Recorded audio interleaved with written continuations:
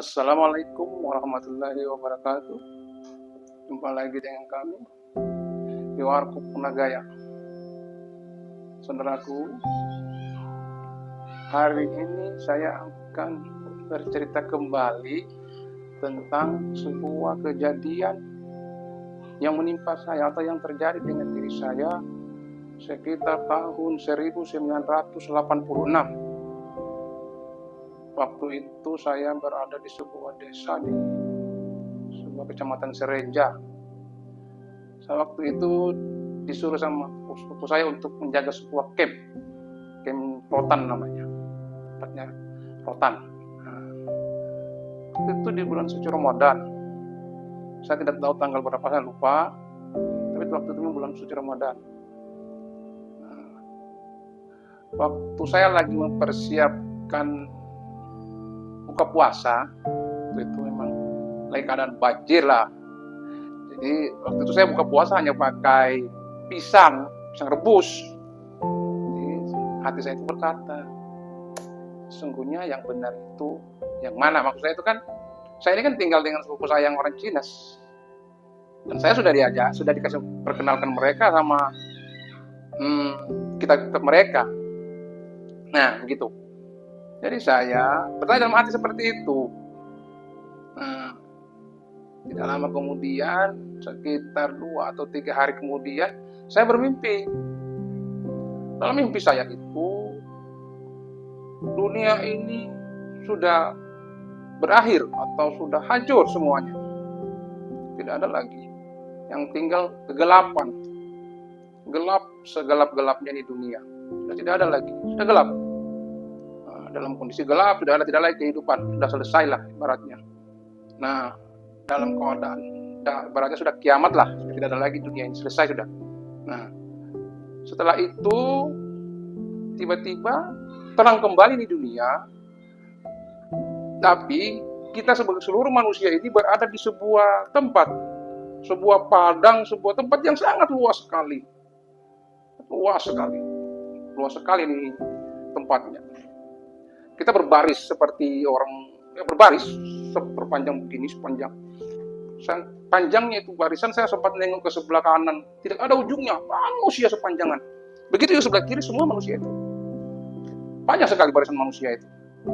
Dan kita ini berpakaian putih, sebagaimana kita pergi haji.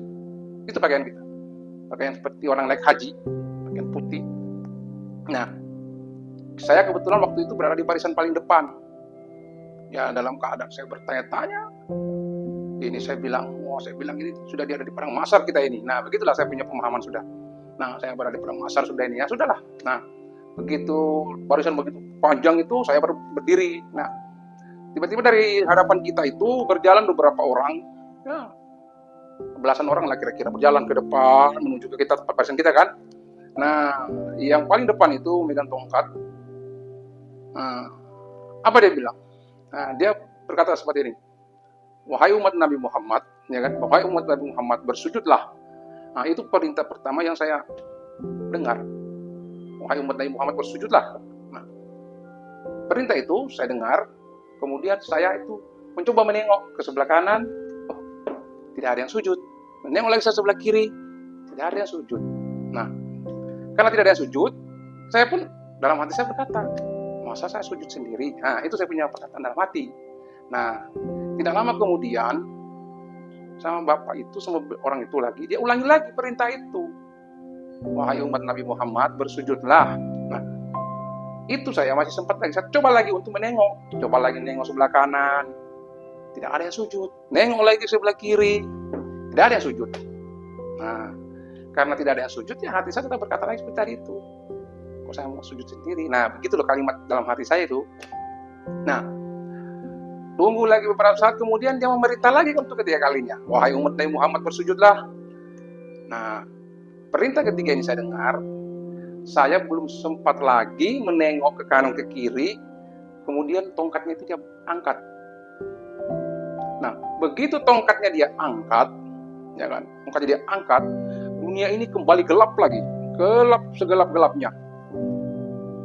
Nah, pada saat dunia gelap itu, kita umat manusia ini yang tadinya berbaris tadi itu serempak berjalan ke depan. Berjalan. Jadi kita ini tadinya berbaris, berjalan ke depan.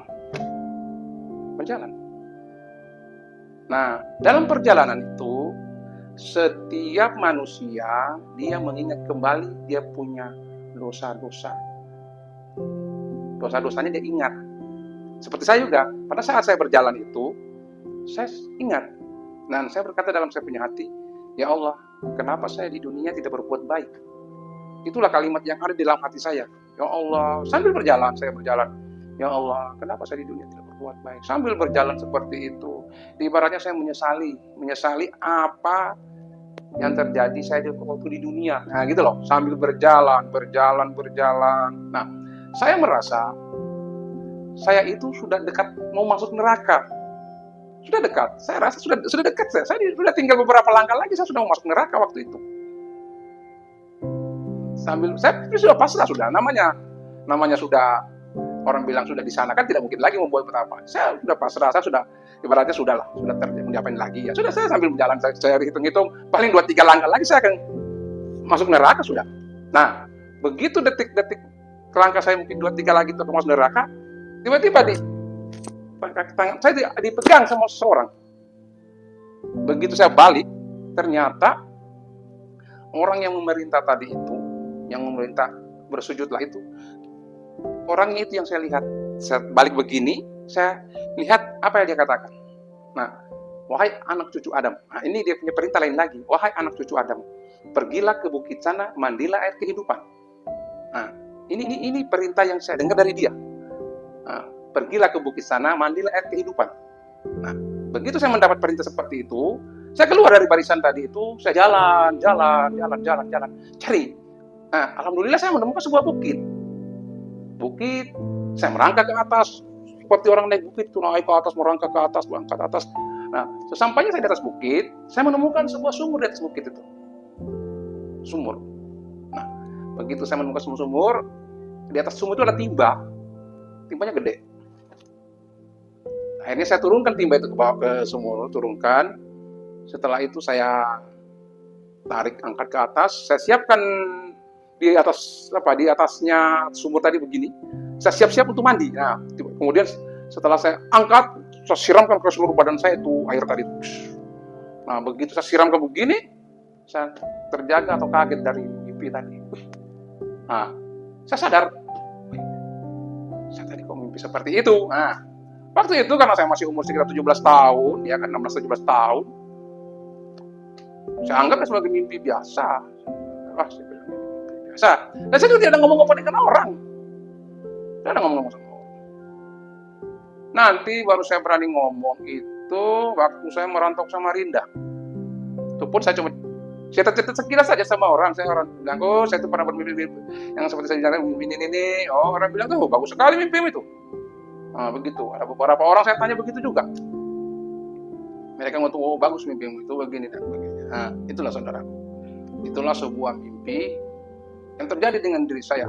Dan demi Allah, itu adalah mimpi yang terjadi dan nyata. Dan itu berbekas sampai sekarang. Saya ingat, dia punya detail mimpi, bahkan orang yang memerintah ke saya itu seandainya saya ketemu di dunia, saya masih hafal orangnya. Orangnya itu, wajahnya bercahaya kayak neon, kayak lampu neon bercahaya mukanya. Nah, jadi saudaraku, sengaja saya bagi ini mimpi ini. Ya kan? Untuk apa? Ya untuk pencerahan bahwa sesungguhnya hari pembalasan itu ada, hari kiamat itu ada dan nyata, dan setiap manusia akan mempertanggungjawabkan perbuatannya sebagaimana yang saya alami. Ya, saudaraku, mimpi ini adalah sangat nyata dan terjadi dengan diri saya, dan saya berani bertanggung jawab di depan Allah dan Rasulnya, dunia dan akhirat. Ya, demikianlah cerita saya ini. Semoga bisa menjadi pelajaran untuk diri saya. Yang manusia itu hanya melakukan sesuatu yang benar, yang membenarkan itu Allah dan Rasulnya. Kebenaran sejati adalah milik Allah. Kesempurnaan adalah milik Allah. Kekurangan dan kehilapan milik yang berbicara ini. Assalamualaikum warahmatullahi wabarakatuh.